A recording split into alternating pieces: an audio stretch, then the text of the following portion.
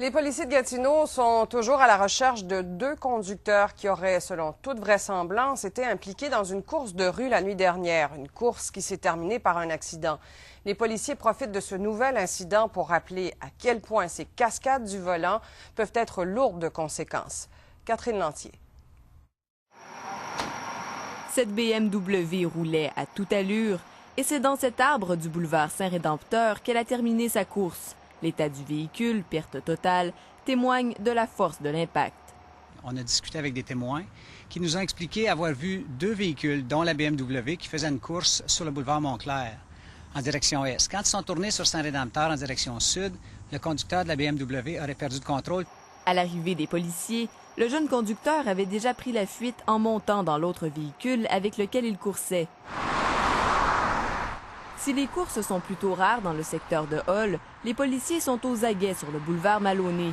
À chaque fois qu'on a la possibilité de mettre un constat d'infraction pour des gens qui font des courses sur la rue, l'amende est très importante. En mars dernier, la Société de l'assurance automobile du Québec a haussé le ton.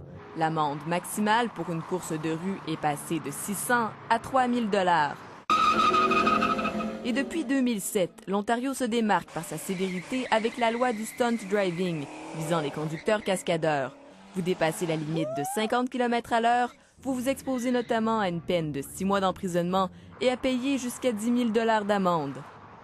Ici, au Auto Show à Aylmer, le groupe Masque vise aussi à éliminer ce type de comportement en recrutant des jeunes conducteurs passionnés d'auto comme Éric.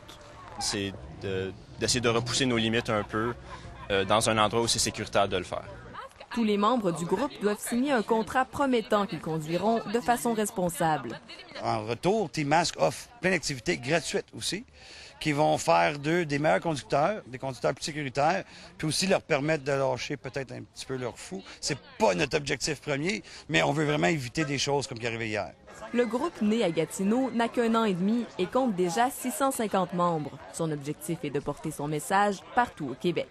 Catherine Lantier, Radio-Canada, Gatineau.